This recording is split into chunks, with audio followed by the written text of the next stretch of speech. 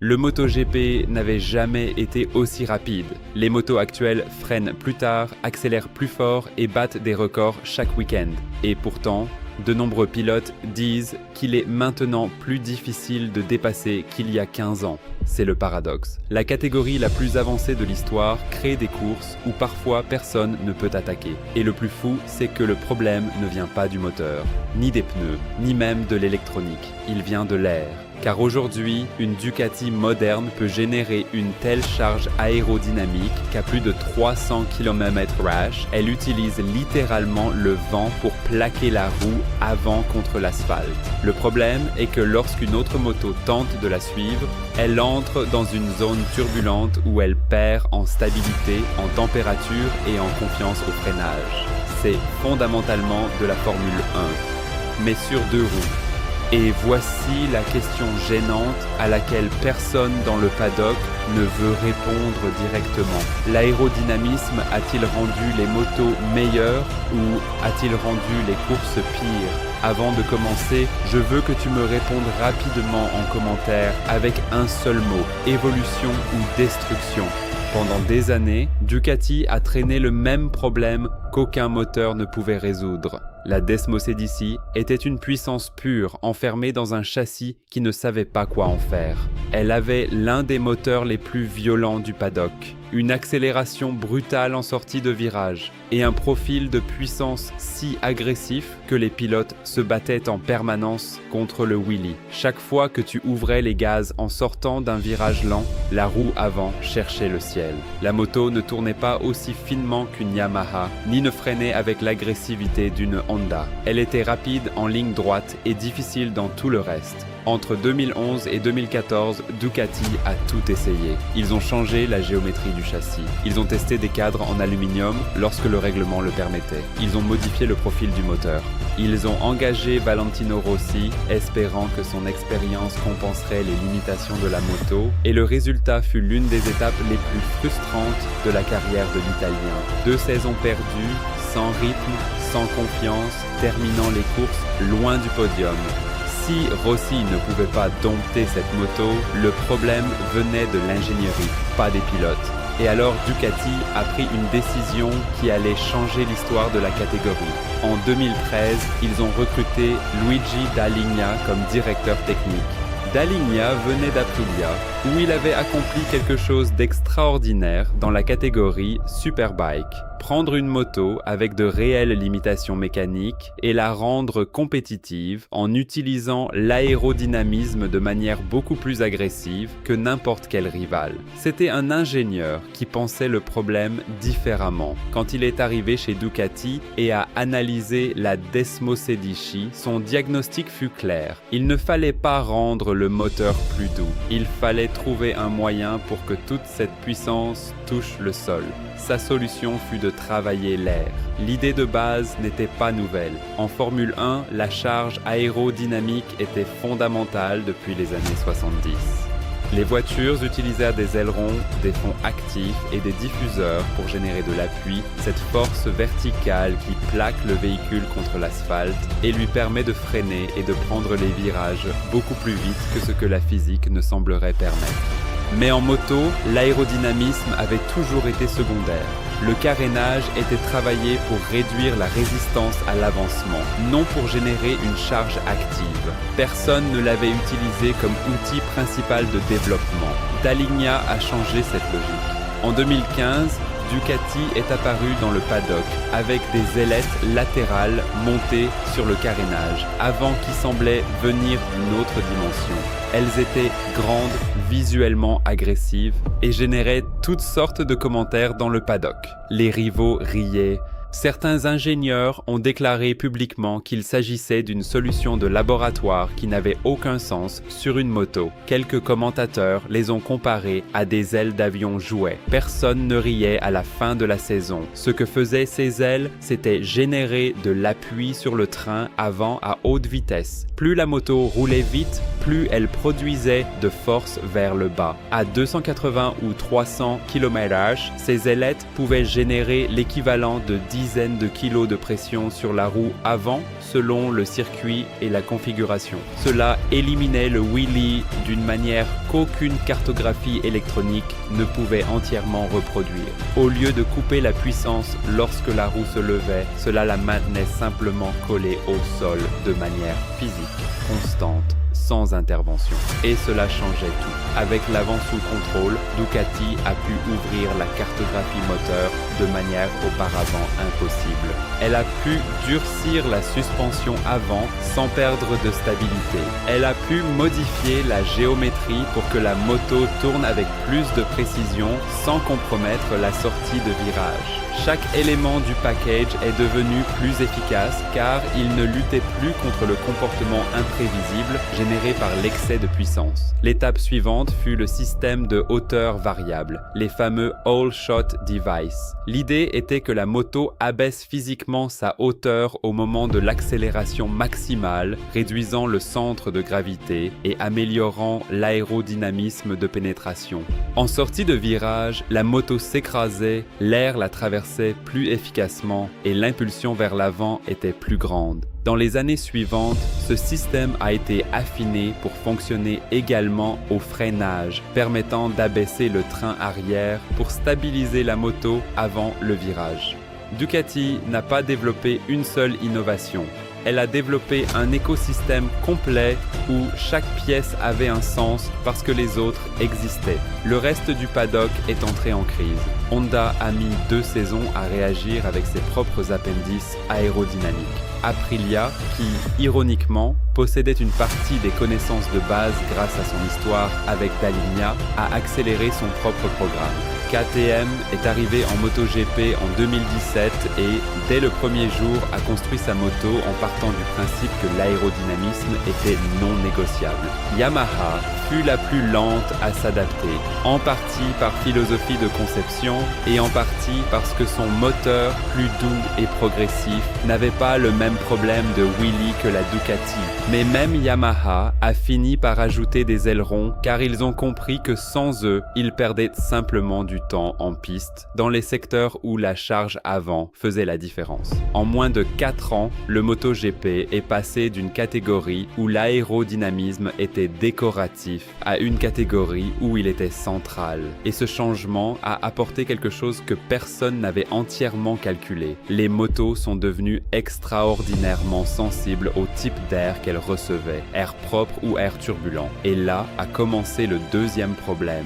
Il y a une expérience de pensée que les ingénieurs du MotoGP utilisent pour expliquer l'air sale et elle est assez simple. Imagine que tu tiens ta main à l'extérieur de la fenêtre d'une voiture sur autoroute. Le vent frappe ta paume de manière constante, prévisible et tu peux sentir exactement la force qu'il exerce. Maintenant, imagine que la voiture devant est un camion et que tu mets ta main dans son sillage. L'air ne circule plus proprement. Il vibre, tourne, change constamment de direction. Ta main ne ressent plus une force ordonnée, mais un chaos de pression qui se contredisent. C'est exactement ce que ressent une MotoGP moderne lorsqu'elle roule derrière une autre. Lorsqu'une de ces motos roule seule, l'air interagit avec chaque élément de la conception de manière calculée. Les ailerons avant génèrent une charge vers le bas. Le carénage redirige le flux pour réduire la résistance. Les conduits internes canalisent l'air vers le moteur pour le refroidissement. Le fond de la moto agit comme un diffuseur qui accélère le flux en dessous et crée une zone de basse pression qui aspire littéralement la moto vers l'asphalte. Tout ce système dépend de la réception d'air dans un état prévisible. Lorsque tu suis une autre moto, tout ce système commence à défaillir. La moto de devant consomme l'air propre et laisse derrière elle un sillage turbulent qui peut s'étendre sur plusieurs mètres. C'est une zone où le flux d'air va dans toutes les directions à la fois. Il y a des tourbillons, des variations de pression et des poches d'air de faible densité qui n'activent pas les ailerons de la même manière. La charge aérodynamique avant peut chuter de manière significative dans cette zone. Sur certains circuits et configurations, les ingénieurs ont estimé des pertes d'appui avant allant jusqu'à 30 ou 40% lorsque l'on roule très près d'une autre moto. Et cela a des conséquences physiques immédiates sur le pilote. La roue avant sans cette pression supplémentaire devient moins prévisible au freinage. Le point où le pilote pouvait freiner en toute confiance se déplace. La moto peut bouger, vibrer légèrement ou simplement ne pas réagir de la même manière que lorsqu'elle roule en air propre. Et c'est là qu'intervient la psychologie. Un pilote de MotoGP ne peut pas freiner à la limite s'il n'a pas une certitude absolue de la façon dont la moto va réagir. La marge entre freiner à la limite et chuter est si petite que tout élément d'incertitude se traduit directement par du temps perdu, des freinages plus précoces ou l'abandon de la manœuvre. Marc Marquez l'a décrit dans une interview en 2022 d'une manière qui est restée dans le paddock. Il a dit que suivre une autre moto aujourd'hui, c'est comme essayer de lire un livre avec quelqu'un qui le bouge constamment. Tu sais ce qui est écrit, mais tu ne peux pas te concentrer assez longtemps pour le traiter. Et au freinage, le temps de réaction est de dixièmes de seconde. Mais l'air sale n'affecte pas seulement la charge aérodynamique. Il affecte aussi les pneus. Le pneu avant d'une MotoGP fonctionne dans une fenêtre de température spécifique. Trop froid, il n'a pas d'adhérence. Trop chaud, il se dégrade rapidement ou change son comportement de manière imprévisible. Cette fenêtre optimale, selon le composé et les conditions, peut être d'à peine 15 ou 20 degrés. Lorsque l'air turbulent de la moto de devant atteint le pneu, ce n'est pas seulement un flux d'air désordonné, c'est aussi un flux d'air plus chaud, car la moto de devant a absorbé de l'énergie du sol et du freinage et l'expulse vers l'arrière. Cela élève la température du pneu plus rapidement que prévu. Et lorsque le pneu sort de sa fenêtre optimale, le pilote le remarque immédiatement. La moto se sent différente, la confiance diminue et les temps autour augmentent. Cela explique quelque chose qui semble irrationnel dans les courses modernes. Des pilotes qui n'attaquent délibérément pas, même s'ils ont le rythme pour le faire. Ce n'est pas de la tactique au sens classique, c'est de la thermodynamique. T'approcher trop détruit ton pneu plus vite que prévu, et si tu détruis le pneu dans les 10 premiers tours, tu perdras des positions de toute façon dans les 15 derniers. Il est préférable de gérer la distance, de prendre soin du pneu et d'attendre une réelle opportunité. Et ici, l'effet de sol ajoute une couche de complexité supplémentaire. Les MotoGP modernes, surtout depuis 2021 et 2022, ont développé agressivement le fond du carénage comme surface aérodynamique active.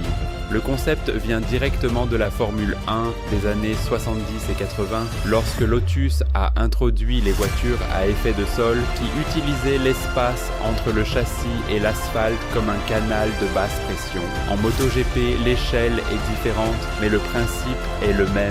L'air qui entre sous la moto s'accélère et ressort par l'arrière, créant une zone de pression réduite qui pousse la moto vers le bas de manière constante. Plus ce système est sophistiqué, plus il devient sensible à toute perturbation du flux. Une moto conçue pour exploiter au maximum l'effet de sol avec de l'air propre souffre plus qu'une moto avec une aérodynamique plus conventionnelle lorsqu'elle entre dans le sillage turbulent d'un rival. C'est le prix de l'efficacité. Tu optimises pour les meilleures conditions et tu deviens plus vulnérable au pire. Le résultat de tout cela est un paradoxe que les fans ressentent, mais ne peuvent pas toujours articuler. Les motos sont plus rapides, l'adhérence est énorme, l'électronique gère presque tout. Et pourtant, il y a des courses où elles semblent coller en file indienne pendant 20 tours. Ce n'est pas que les pilotes ne veulent pas attaquer, c'est que la physique ne le leur permet pas sans prendre un risque disproportionné. Pour comprendre la contradiction que vit le MotoGP aujourd'hui, il faut regarder en arrière d'exactement 15 ans. En 2009, le record du Tour à Jerez était d'environ 1,38. Aujourd'hui, en qualification, les motos approchent les 1,36 et certaines années l'ont même dépassé. 2 secondes complètes sur un circuit d'un peu plus de 4 km. En termes relatifs, c'est une évolution brutale. Pour donner du contexte, entre 1990 et 2005, avec la transition des 506 2 temps au MotoGP, 4 temps d'un litre, l'amélioration fut comparable mais a pris 15 ans. L'air aérodynamique a compressé ce progrès en beaucoup moins de temps. Mais les dépassements en course racontent une autre histoire. Une étude informelle qui a circulé parmi les ingénieurs du paddock en 2023 a analysé le nombre moyen de dépassements par course au cours des 20 dernières années. La tendance n'est ni linéaire ni dramatique, mais elle est claire. Les courses avec le plus grand nombre de positions échangées par tour sont généralement antérieures à 2017 ou 2018. À partir de ce moment, lorsque l'aérodynamisme a commencé à être réellement sophistiqué chez tous les constructeurs, les courses où le vainqueur sort du podium de qualification avec des positions réellement gagnées en piste sont moins fréquentes. Il y a des exceptions, bien sûr. Des courses sous la pluie, des accidents précoces ou des circuits avec des configurations spécifiques qui favorisent le dépassement. Mais la tendance de fond existe. Et au sein du paddock, personne ne la nie en conversation privée. Et ici apparaît le rôle de Michelin, qui est fondamental et qui n'est presque jamais analysé en même temps que l'aérodynamisme. Michelin est revenu en MotoGP en 2016 en tant que fournisseur unique de pneus, remplaçant Bridgestone. Il a apporté des pneus avec une adhérence exceptionnelle, surtout dans des conditions de température moyenne élevée. L'adhérence qu'ils offrent en qualification est spectaculaire. Elle permet aux pilotes de pousser les motos à des limites auparavant impensables. Mais ces pneus ont une caractéristique qui interagit de manière très spécifique avec l'aérodynamisme moderne. Leur fenêtre de fonctionnement optimale est étroite et ils sont sensibles aux changements de température. Lorsqu'un pilote suit une autre moto à moins d'une demi-seconde, la température du pneu avant monte plus rapidement à cause de l'air chaud qu'il reçoit. Si cette température dépasse le seuil optimal, le comportement du pneu change. Il ne tombe pas en panne de manière catastrophique, mais il devient légèrement moins prévisible dans la zone de charge maximale, qui est exactement la zone de freinage. Le pilote le sent, et quand il le sent, il ralentit. C'est pourquoi la qualification est devenue si critique à l'ère moderne. Partir en première position en MotoGP aujourd'hui n'est pas seulement un avantage tactique de quelques mètres. C'est un avantage aérothermique complet. Le pilote qui mène depuis le début a un air propre garanti, un contrôle total sur son rythme autour, une température de pneu gérée selon son plan et peut exploiter au maximum le potentiel d'une moto qui a été conçue pour fonctionner en ces conditions. Le pilote qui part 5e ou 6e ne sait pas exactement quelle température auront ses pneus au 8e tour, car cela dépend du nombre d'attaques qu'il a tentées et du temps qu'il a passé dans le sillage de ceux de devant. Cela explique pourquoi Ducati a structuré sa philosophie de course de la manière dont elle l'a fait en 2022, 2023 et 2024. La Desmosedici moderne est une moto extraordinairement rapide en qualification. Francesco Bagnaia, Jorge Martin et Enea Bastianini ont décroché des pôles pratiquement sur n'importe quel circuit du calendrier avec différentes variantes de la même machine. Et quand l'un d'eux mène dès le début, la course se transforme souvent en une gestion d'intervalle. Celui de devant impose le rythme juste pour que personne ne puisse s'approcher sans endommager ses pneus. Et ceux qui poursuivent doivent décider entre attaquer maintenant et risquer le pneu ou attendre que le temps s'épuise. C'est une stratégie tout à fait valable selon les règles, mais elle est radicalement différente de ce qu'était le MotoGP pendant ses époques les plus mythiques. L'aérodynamisme a également transformé le profil du pilote capable de tirer parti de ses motos. Dans les années de Rossi, Stoner, Lorenzo et du premier Marquez, la différence entre les pilotes dépendait énormément de la capacité à improviser au freinage. Entrer dans un virage par l'intérieur quand ce n'était pas le bon endroit, freiner 10 mètres plus tard que raisonnable, sauver une situation qui semblait perdue avec le corps suspendu en l'air. Cette capacité à défier la trajectoire idéale faisait partie du spectacle et du talent qui séparait le champion du reste. Aujourd'hui, cette improvisation a un coût aérodynamique. Si tu sors de la trajectoire optimale, non seulement tu perds du temps en empruntant la mauvaise ligne, Tu perturbes aussi le flux d'air sur ta propre moto, réduis temporairement la charge sur le pneu avant et entre dans le virage avec moins de stabilité que nécessaire pour freiner à la limite. La moto moderne récompense la précision plutôt que la créativité. Elle récompense le pilote qui répète le même geste 25 fois par tour avec la plus grande constance, plutôt que le pilote capable de faire une chose extraordinaire au moment exact. Cela ne signifie pas qu'il n'y a pas de pilote brillant aujourd'hui, cela signifie que le type de brillance que le règlement récompense a changé. Le problème de l'air sale et ses effets sur le spectacle n'est pas apparu soudainement.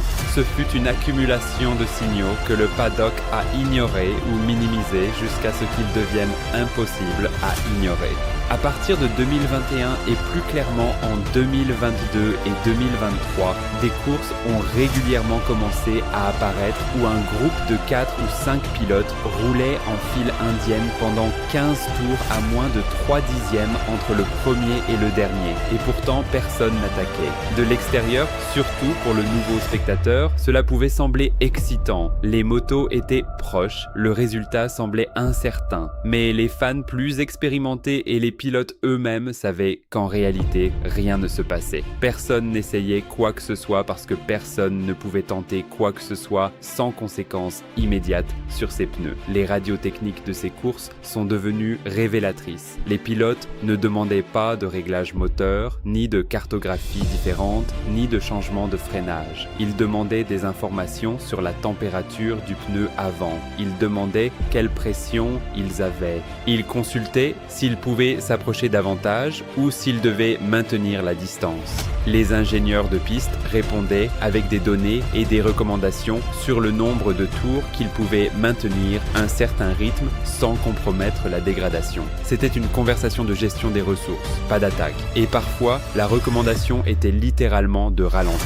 Baisser le rythme de 2 ou 3 dixièmes pour que le pneu baisse en température et retrouve sa fenêtre optimale. Dans des courses de 25 tours, il y a eu des pilotes qui ont fait cette gestion 2 ou 3 fois. Ce qui semblait être une course tendue de l'extérieur était en réalité un calcul de thermodynamique en temps réel. Dorna, l'entreprise qui gère le MotoGP, observait tout cela avec une inquiétude croissante. Parce que le modèle économique du MotoGP, comme celui de tout sport-spectacle, dépend du fait que le spectateur sente que ce qu'il voit en piste est incertain, excitant et humain. Une course de gestion de pneus avec des groupes inamovibles pendant 20 tours peut être techniquement fascinante, mais ce n'est pas de la télévision. Et si ce n'est pas de la télévision, les contrats de diffusion en souffrent, les sponsors perdent intérêt et l'écosystème entier s'affaiblit. En interne, dès 2022, des documents techniques ont commencé à circuler au sein du groupe de travail réglementaire qui analysait spécifiquement l'impact de l'aérodynamisme sur la capacité de suivi. Les fabricants savaient que la conversation avait lieu. Ducati, dans une position inconfortable car sa moto était la plus développée aérodynamiquement et celle qui bénéficiait le plus du statu quo, a participé à ces réunions avec une attitude défensive mais pragmatique. Il savait que si le problème s'aggravait, le règlement allait changer de toute façon. Mieux valait participer à la manière dont il changeait que de résister et de perdre le contrôle du processus. Les données que les ingénieurs présentaient lors de ces réunions étaient concrètes. Mesures de perte d'appui en fonction de la distance au véhicule de devant, courbe de température des pneus sous différentes conditions de suivi, simulation du nombre de tours qu'un pilote pouvait maintenir une certaine distance avant que le pneu ne sorte de sa fenêtre optimale. Ce que les spectateurs voyaient comme des courses ennuyeuses, les ingénieurs pouvaient le quantifier avec une précision millimétrique. Et ce que les données révélaient était inconfortable. À moins de 0,5 secondes du véhicule précédent, une MotoGP moderne fonctionnait dans des conditions significativement dégradées par rapport à ses conditions de conception. À moins de 0,3 secondes, les pertes étaient suffisamment importantes pour rendre toute manœuvre d'attaque statistiquement coûteuse. Pas impossible, mais coûteuse. Le contraste avec les grandes batailles du passé était douloureux pour beaucoup au sein du paddock, qui sont dans le sport depuis des décennies.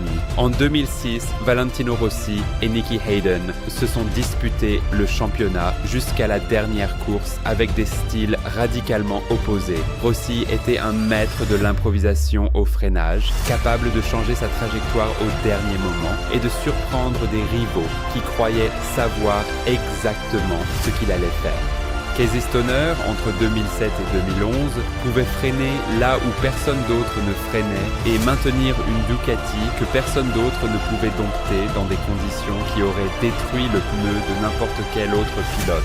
Le premier Marquez, entre 2013 et 2018, a transformé le freinage en une arme presque surnaturelle. Il pouvait se placer à l'intérieur d'un virage depuis des positions qui semblaient impossibles et compter sur sa capacité d'ajustement au dernier mètre pour en sortir proprement. Ces moments n'étaient pas seulement spectaculaires, ils étaient possibles parce que les motos de cette époque étaient moins dépendantes du flux d'air pour fonctionner. Elles avaient moins de charge aérodynamique et perdaient donc moins lorsqu'elles sortaient des paramètres idéaux. Un pilote pouvait prendre plus de risques parce que le coût aérodynamique de ce risque était moindre. Aujourd'hui, ce coût est beaucoup plus élevé et c'est cela, plus que tout autre facteur, qui a changé la nature du spectacle. MotoGP ne publiera jamais de communiqué disant que l'aérodynamisme a mal tourné. Ce n'est pas ainsi que fonctionnent les sports mécaniques. Aucune fédération n'admet publiquement qu'une direction technique a été une erreur, car cela impliquerait des responsabilités et générerait des conflits avec les fabricants qui ont investi d'énormes ressources en suivant cette direction. Mais dans le monde réel, les règlements disent exactement ce que les communiqués ne disent pas. L'ensemble des règles techniques qui entrera en vigueur en 2027 est, si on le lit attentivement, une critique directe de ce que MotoGP est devenu entre 2020 et 2025. Le premier élément est la réduction de la charge aérodynamique autorisée. Les nouvelles normes établissent des limites plus strictes sur la surface et la position des appendices externes. Elles n'éliminent pas l'aérodynamisme, car cela serait techniquement impossible et sportivement suicidaire pour des marques qui ont construit leur philosophie de conception autour de lui pendant des années. Mais elles réduisent significativement le niveau maximal d'appui qu'une moto peut générer. L'objectif déclaré est que les motos soient moins sensibles à l'air turbulent, ce qui, en théorie, devrait permettre aux pilotes de se rapprocher davantage sans subir les conséquences thermiques et dynamique actuelle. Le deuxième élément est la suppression des Ride Height Devices. Ce point est le plus radical et le plus révélateur des intentions du règlement. Les systèmes de hauteur variable, dans leur forme la plus développée, font plusieurs choses à la fois. Ils abaissent la moto à l'accélération pour réduire le centre de gravité et améliorer l'aérodynamisme de pénétration. Ils l'abaissent également au freinage pour stabiliser le train arrière et réduire le transfert de charge vers l'essieu avant. Et ils le font automatiquement en répondant aux capteurs de vitesse et d'accélération dans des délais qu'aucun pilote ne pourrait reproduire consciemment. Ce sont des systèmes qui ajoutent une couche d'intelligence mécanique au comportement de la moto qui va au-delà de ce que le pilote peut contrôler directement. Les éliminer n'est pas seulement une décision de simplification technique, c'est une décision de rendre une partie du contrôle au pilote et de réduire sélectivement l'efficacité de l'ensemble. Une moto sans Ride Height Device a un wheelie plus réel, un transfert de charge au freinage plus prononcé et un comportement plus brut dans les transitions. Cela ne la rend pas nécessairement pire, mais plus exigeante. Et une moto plus exigeante favorise davantage le pilote qui peut la maîtriser. Certains fabricants ont mieux accueilli cette nouvelle que d'autres. Ducati possède le système le plus développé. La transition impliquera de redessiner des aspects fondamentaux du fonctionnement de la Desmosedici. KTM, qui avait également beaucoup investi dans ces systèmes, a un problème similaire. Yamaha, dont la moto n'a jamais été aussi dépendante de ses ressources, pourrait trouver dans le nouveau règlement une opportunité de rééquilibrage. Et pourtant, au sein du paddock, il y a un courant de scepticisme quant à la capacité du règlement 2027 à résoudre le problème de fond. L'argument est le suivant. Les ingénieurs de MotoGP sont extraordinairement bons dans leur travail. Chaque fois que le règlement ferme une porte, ils ouvrent une fenêtre. Lorsque les ailerons externes ont été limités en 2017 avec la première réglementation spécifique sur l'aérodynamisme, les équipes ont transféré une partie du travail aérodynamique aux formes du carénage, aux conduits internes et aux géométries de fond qui n'étaient techniquement pas des ailerons mais fonctionnaient de manière similaire. Lorsque des limites ont été établies sur le nombre de spécifications aérodynamiques par saison, les équipes ont commencé à travailler à l'homologation de pièces couvrant la plus large gamme possible de conditions. La créativité en ingénierie ne s'arrête pas, elle est redirigée. Si le règlement 2027 limite les appendices frontaux, le travail se déplacera vers l'arrière de la moto. S'il limite l'effet de sol, il se déplacera vers la conception de la carrosserie supérieure. Il y a suffisamment de degrés de liberté dans la conception d'une moto de compétition pour qu'une équipe d'ingénieurs, avec les ressources de Ducati ou Aprilia, trouve toujours des moyens de générer de la charge aérodynamique qui ne sont pas explicitement interdits. Cela ne signifie pas que le règlement est inutile. Un système avec moins de charge totale sera moins sensible à l'air sale, même si les ingénieurs parviennent à maintenir une partie de cette charge par d'autres moyens. L'effet net sera probablement positif pour le spectacle. Mais l'idée qu'en 2027, MotoGP redeviendra la catégorie des dépassements impossibles qu'elle fut entre 2008 et 2015 est probablement trop optimiste. Ce qui est certain, c'est que le règlement 2027 marque un tournant dans l'histoire du sport. C'est le moment où la catégorie a reconnu, même en langage technique, que l'ingénierie avait progressé plus vite que le spectacle. Et c'est en soi une déclaration énorme sur ce que MotoGP a été et sur ce qu'il veut être. L'aérodynamisme n'a pas détruit MotoGP, mais il a profondément changé son âme. Il a rendu les motos plus rapides que jamais, plus efficaces, plus sophistiquées, plus difficiles à maîtriser. Mais il a aussi transformé l'air en un ennemi invisible que le pilote ne peut pas voir, ne peut pas toucher et peut à peine prédire. Aujourd'hui, un pilote ne se bat pas seulement contre le rival, le pneu ou l'usure physique. Il se bat aussi contre la turbulence laissée par une autre moto devant. Et ce combat n'a pas de gloire visuelle. Il n'y a pas de manœuvre spectaculaire qui le résolve. Il n'y a que de la gestion, du calcul, et l'attente d'une erreur d'autrui ou d'un moment d'air propre. Cela explique pourquoi certaines courses modernes ressemblent à des échecs à 365 km/h. Dans 20 ans, nous verrons probablement cette ère comme le moment où MotoGP a cessé d'être uniquement une bataille de pilotes et est devenue une guerre totale d'ingénierie. La génération qui l'a vécu dira que les motos n'avaient jamais été aussi incroyables techniquement. Et peut-être dira-t-elle aussi qu'il n'avait jamais été aussi difficile de se souvenir de courses spécifiques. Parce qu'une MotoGP moderne est un chef-d'œuvre technologique.